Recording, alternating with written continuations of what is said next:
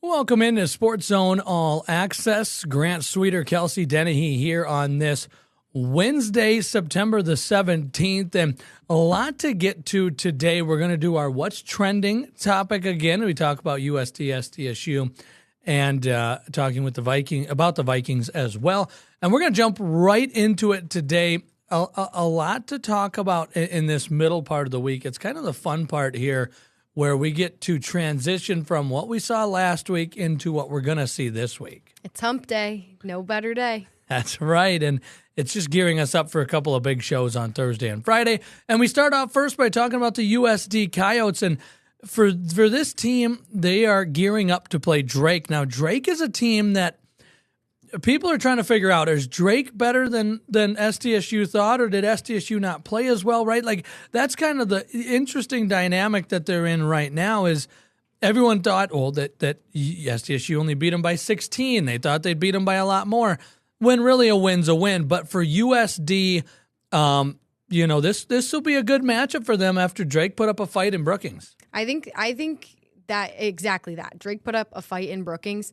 Watching the SDSU press conferences after the fact, they were able to note quite a few areas where there were some big mistakes made. And so I think that definitely did not help them in terms of Drake showing up and having a good game, and SDSU kind of just needed to keep digging themselves out of those little holes.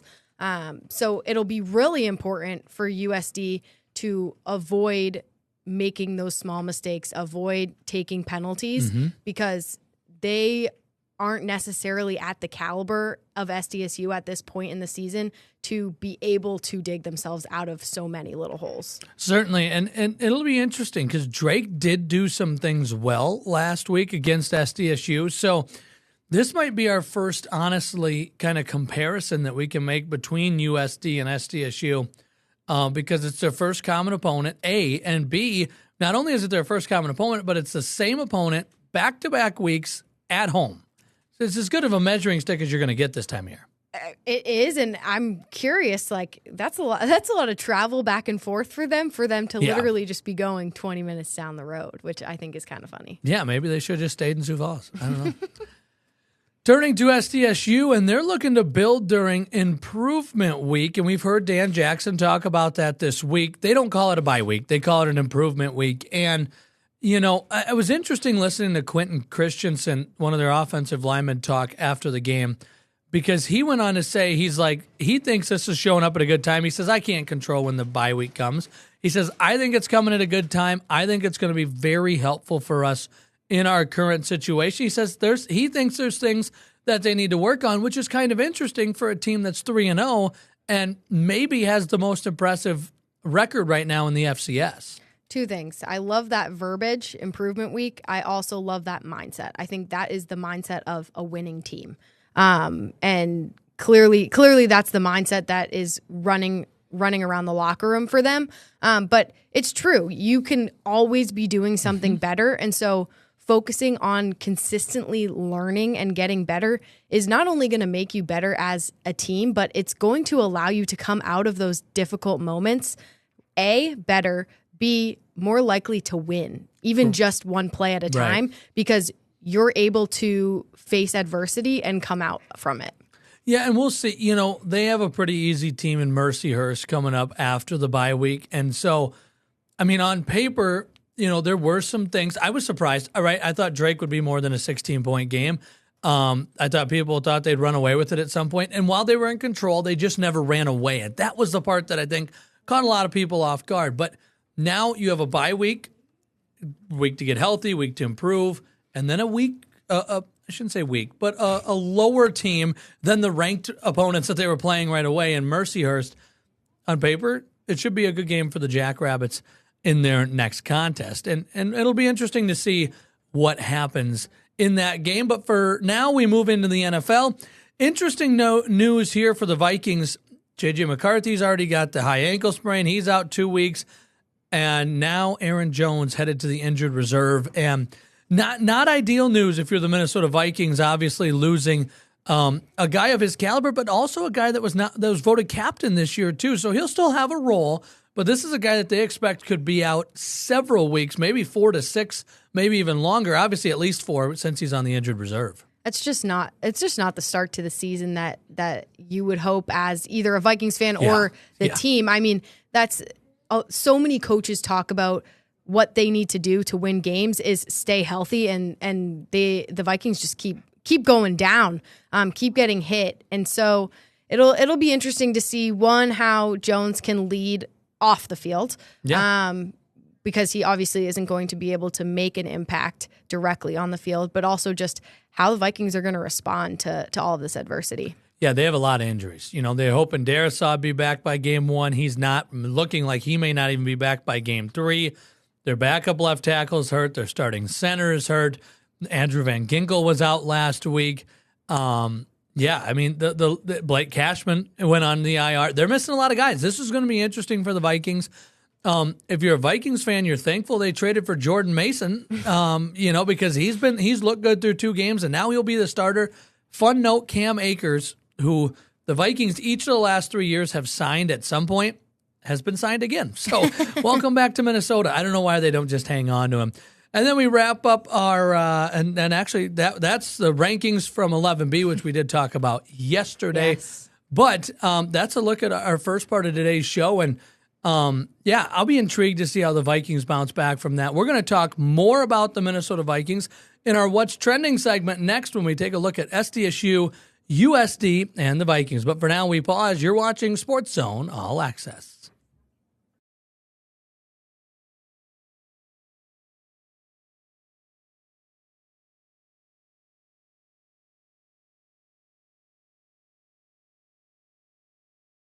And welcome back to SportsZone All Access here on this Wednesday, September the 17th. We talked about the Vikings, USD, and SDSU in the first block, kind of talked about what we saw in their games coming up this week.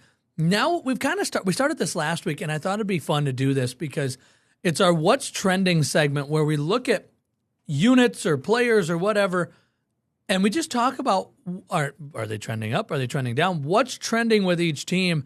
And so let's start off with the USD Coyotes, and here's what's trending for them. And a little bit of a duh moment. LJ Phillips trending up. Gonna say. He was the FCS Player of the Week. I think we have 2 duh moments. 301 yards rushing. Rush offense, it's incredible. They rush for 300 yards, and they're still 32nd in the FCS. So if that doesn't show you that they're trending the right direction. LJ Phillips rushed for 300 yards. Yeah. If that doesn't tell you that what's trending, I don't know what is. The rush defense wasn't as great as what we're used to seeing for USD through the first 2 games. A lot better in the win over Northern Colorado. One thing, and you were talking about this too a little bit ago, Kelsey, their pass offense. Got to find some work. You'd think they lost several receivers. They lost J.J. Galbraith, who's now with the Steelers, but they still return their quarterback, right? And yet there's 109th in the FCS. That is that's bottom 10 in the FCS. That is a clear downward trending right now. And it's something that you'd think Aiden Bauman could get going.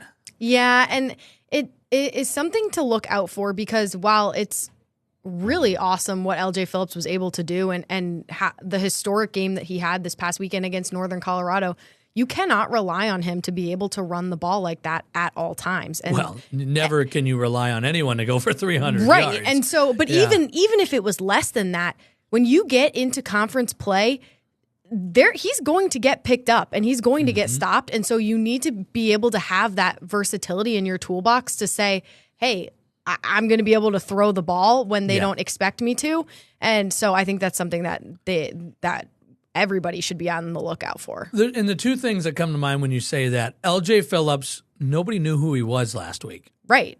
Then now there's eyeballs all over him. But in that conversation, now can he help? Because, Northern Colorado maybe wasn't respecting him, right? They maybe weren't loading up when he was in the box. Now will other teams do that, though?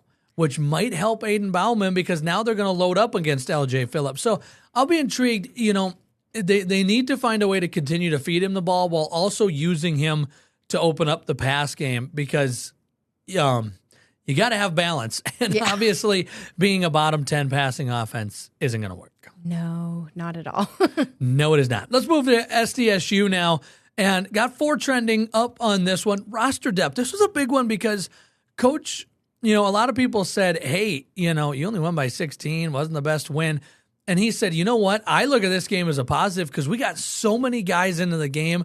A lot of guys got touches in big moments. He likes that they were able to build some roster depth out of that win at Drake. I mean, I like it too. I think that totally makes sense. You want, in games like that where, they weren't able to pull away entirely in that game, but I think when you're able to get as many touches as their guys were, it's a great game for that. Oh, yeah. And so to be able to see success with those guys who are able to get some more touches than they usually do is a great bonus and something that you're going to want to have in your arsenal later down the line for, say, an injury or for some reason something happens and one of these guys needs to step up. Absolutely. Pass defense was up. They were pretty good in the pass defense of it. Their pass rush, they had 4 sacks last game, now 5th in the FCS in sacks. Got to give that a trending up. The running back room, Julius Loffridge has been good. They found some depth. And again, that goes back to that roster depth thing too. Right. But the running back room feeling good. Here's an interesting one, 3rd downs. We knew they were struggling on it. I didn't realize how bad they were struggling on it until I looked it up and went, whoa, 24% they're converting. That's not good. That is 111th. Bottom 10 in the FCS, and that'll be a big topic of conversations because so many games are won on can you convert 3rd down? Oh, absolutely, and it makes me think about back to their defense and how high that defense is trending for them.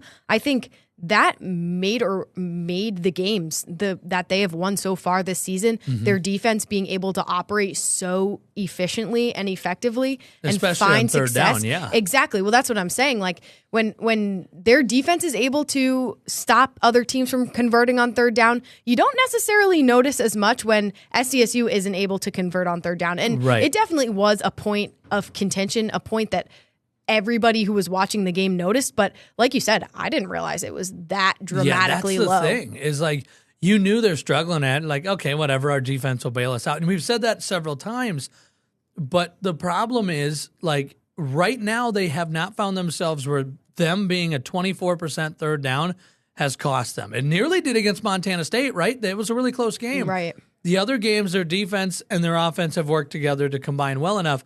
At some point, you're going to get, USD or NDSU or North Dakota, who's really good this year. You got to convert on 3rd down. And like you and I both said, we both knew they weren't great on it. Would have never guessed they were bottom 10 in the FCS. No. And 24%. Let's turn to the Minnesota Vikings now. And, yeah, they've got some trending things down here. Let's start with the positives. Jordan Mason trending up, the backup running back, now turned starter. Justin Jefferson, too. And this is a guy... After the first game, Jefferson had some drops in Chicago. His routes were criticized. His Pro Football Focus score was down. This week it was up big time, and that's no surprise, right? He's Justin Jefferson. He probably looked at his film from the Bears game and went, oh, I got to be better. And he was, even though he didn't have a whole lot of help. But Jefferson was a lot better. I mean, it's something you like to see. It's something you expect to see, honestly. And so there's nothing really more to add to that. Just that it's a good upward trajectory for a team who is getting hit while they're down. Yeah, trying to. And you look at the next part here in what's trending on the downside. McCarthy is in between that, and that has nothing to do with the injury. Nothing. He looked overwhelmed a lot of the time. The few times he had a clean pocket and could sit there for 3 seconds, he made some big throws. And I know O'Connell has some system that says we want to be able to sit in the pocket for 3 seconds. Well, guess what? You can't do that in the NFL. No. And that's a problem. But in that conversation too, Kelsey, not good when both the offensive line and defensive line are trending down. And when you look at Pro Football Focus and some of their low scores from last week, they had several offensive linemen and several defensive linemen that were graded very poorly. If you lose in the trenches like that, you're not going to have a chance. Well, it goes back to 2 things.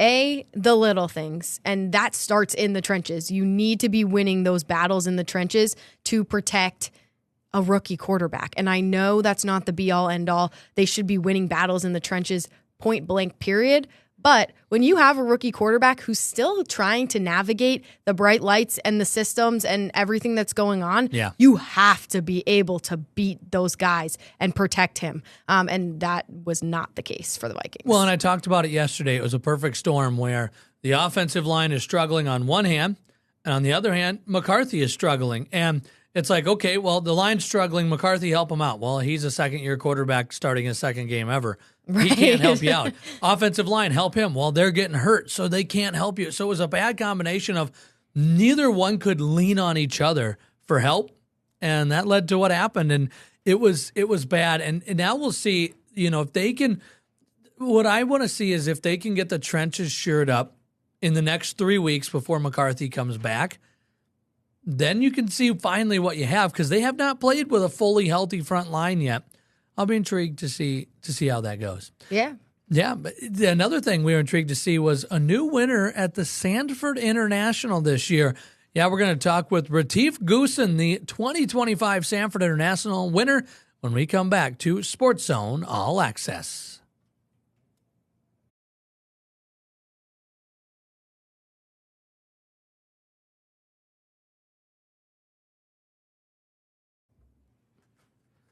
And welcome back to SportZone All Access here on this Wednesday. And Sanford International wrapped up on Sunday. We've been so busy talking sports and stuff. We haven't even had a chance to do the full story with Retief Goosen, who won the Sanford International.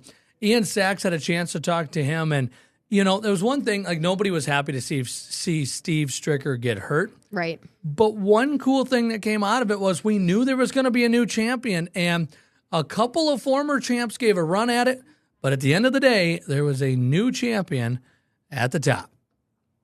Goosen shot 13 under for the tournament. He carded more than a dozen birdies and one eagle while suffering just 2 bogeys over the 54 holes. If you can avoid the bogeys and make the birdies, you creep up the top. I've got myself a new putter this week, and suddenly I'm making some putts again. So it's amazing how this game can sometimes, just seeing something different, start making some putts. The South African was tied with Bo Van Pelt for the lead with 3 holes to play on Sunday. He proceeded to birdie the par 5 16, while Van Pelt bogeyed 17, which led to a 2-stroke victory for the World Golf Hall of Famer. It was great to get it up and down and at least give myself a one-shot advantage going in the last 2.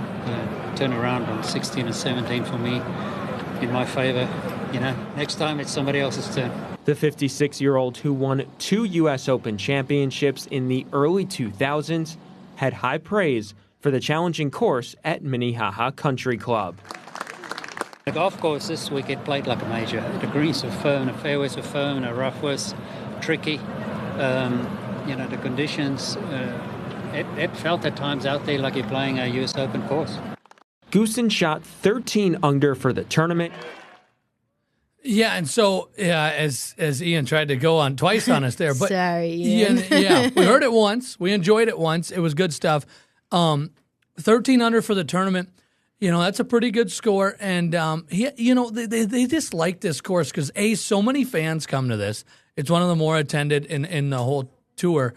But it's more unique because all the new golf courses are so long, right? They want you to hit so far. This is an older-fashioned golf course where it's shorter, and so there's a lot more strategy that goes into it besides just hit the driver as far as you can. And obviously, these guys enjoy it. We get the top group to come back every single year. They've also said a couple of them that we spoke to throughout the week said just how well the greens were kept and how they're constantly in pristine. Every single year they come back, they're in pristine condition. And that's aside from feeling like celebrities and having that kind of moment to play the sport that they love here, they also are able to play on a really well-kept course. Well, and what's cool with it is that you want it to rain, do you think, to keep it green? Yeah. You want an okay amount of rain, and then you want them to just be able to water the course because then they can control how much goes into it. I remember the first year ever that they hosted the Sanford International, It downpoured the night before and washed out the course. They brought a helicopter in to dry off the course. And so needless to say, they like rain, but they also like to be able to control how much water they put on it. And that's why the course in great shape. Congrats to Retief Goosen on winning that and becoming a new champion for the Sanford International. We're going to wrap up today's show. When we come back, you're watching SportsZone All Access.